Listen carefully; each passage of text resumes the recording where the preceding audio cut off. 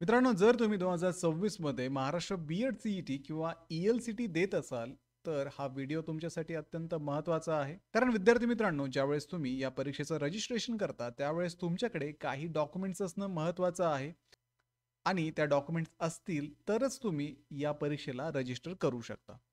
तसेच विद्यार्थी मित्रांनो, परीक्षा झाल्यानंतर ज्यावेळेस तुमचे कॅप राउंड चालू होतात, त्या कॅप राउंडच्या वेळेस सुद्धा तुम्हाला काही डॉक्युमेंट्स गरजेचे आहेत आणि त्या डॉक्युमेंट्सला काढण्यासाठी वेळ लागतो. तर आत्ता तुमच्याकडे वेळ असल्यामुळे तुम्ही आत्ता सुद्धा ते डॉक्युमेंट्स काढून ठेवू शकता.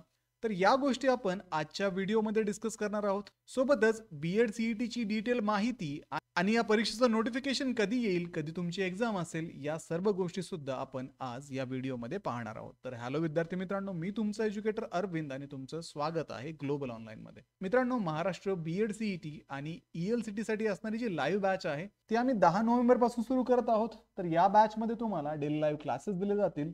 जर तुम्हाला हे लाईव्ह क्लासेस अटेंड करणं पॉसिबल नसेल तर हेच क्लासेस रेकॉर्डेड फॉर्ममध्ये सुद्धा अवेलेबल असतील.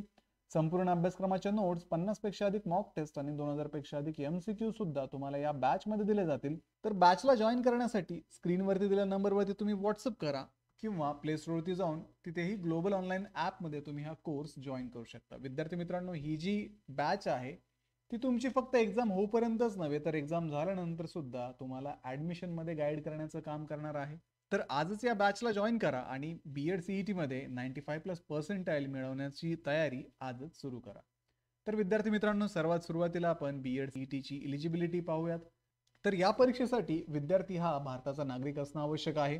त्याच्याकडे बॅचलर्स किंवा मास्टर्स डिग्री असावी किंवा तो विद्यार्थी ग्रॅज्युएशनच्या किंवा पोस्ट ग्रॅज्युएशनच्या फायनल इयरमध्ये तरी असावा. पुढे विद्यार्थी मित्रांनो, ओपन कॅटेगरीच्या विद्यार्थ्यांना कमीत कमी 50% मार्क्स इथे लागतात. रिझर्व्ह कॅटेगरीसाठी 45% मार्क्स असणं आवश्यक आहे. इंजिनिअरिंग किंवा टेक्निकल डिग्री असेल तर ओपनला 55% इथे असावे लागतात आणि रिझर्व्ह कॅटेगरीला 50% त्यांच्या परीक्षेमध्ये असणं आवश्यक आहे. पुढे विद्यार्थी मित्रांनो, या परीक्षेत जर आपण डिटेल सिलेबस पाहिला तर मेंटल ॲबिलिटी या विषयामधून 40 मार्क्सचे प्रश्न इथे विचारले जातात.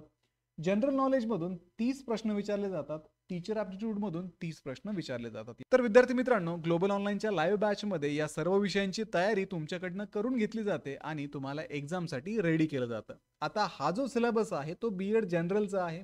म्हणजे ज्या विद्यार्थ्यांना मराठी माध्यमामध्ये बी-एड करायचंय त्यांच्यासाठी हा सिलेबस असणार आहे. बाकी जे विद्यार्थी इंग्लिश मधून बी-एड करू इच्छितात त्यांच्यासाठी ई-एल-सी-टी नावाची एक्झाम असते.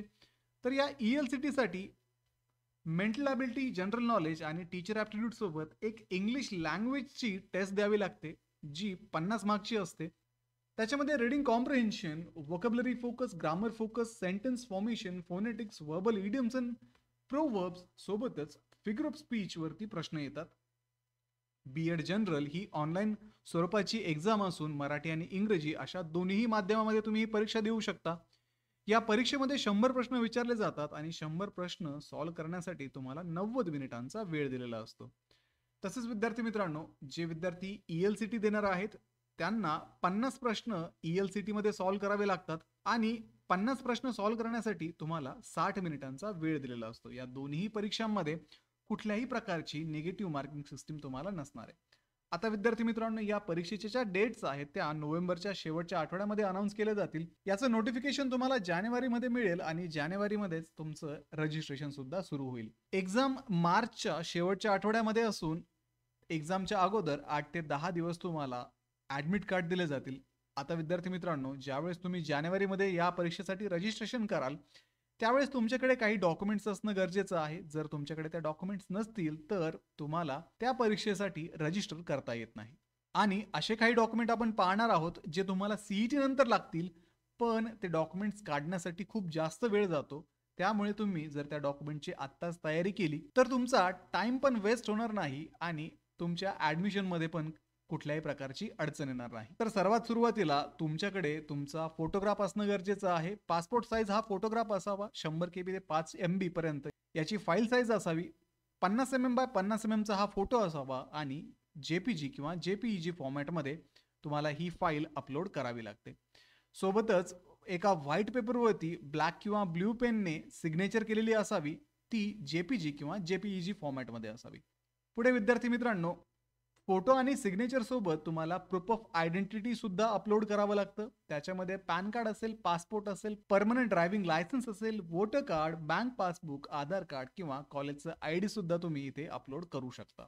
पुढे विद्यार्थी मित्रांनो, हा फॉर्म भरत असताना तुम्हाला तुमचे 10वीचे मार्क इथे टाकावे लागतात, 12वीचे मार्क टाकावे लागतात, तुमच्या ग्रॅज्युएशनचे मार्क टाकावे लागतात आणि तुमचं डोमिसाईल सुद्धा तुम्हाला तिथे टाकावं लागतं. तर सीईटीचा फॉर्म भरत असताना यातलं कुठल्याही प्रकारचं डॉक्युमेंट तुम्हाला लागणार नाही, पण या डॉक्युमेंटवरची माहिती तुम्हाला सध्या तिथे अपलोड करावी लागते.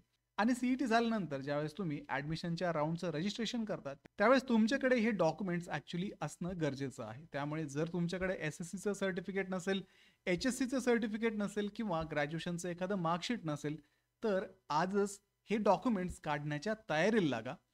डोमिसाईल सर्टिफिकेटमध्ये एकतर तुमच्याकडे डोमिसाईल सर्टिफिकेट असावं, नसेल तर बर्थ सर्टिफिकेट असावं, तेही नसेल तर स्कूल लिव्हिंग सर्टिफिकेट असावं. तर अशा पद्धतीने तुम्हाला हे डॉक्युमेंट्स सीईटी नंतर लागणार आहेत. फॉर्म भरत असताना तुमची कॅटेगरी तुम्हाला सिलेक्ट करावी लागते, तर त्यासाठी तुमच्याकडे तुमचं कास्ट सर्टिफिकेट असणं गरजेचं आहे, कारण तुम्हाला त्याचा नंबर तिथे द्यावा लागतो. त्यामुळे कास्ट सर्टिफिकेट तुम्ही आत्ताच काढून ठेवा आणि कास्ट सर्टिफिकेट सोबत कास्ट किंवा ट्राईब व्हॅलिडिटी सर्टिफिकेट तुम्हाला कॅप राऊंडच्या वेळेस गरजेचं आहे.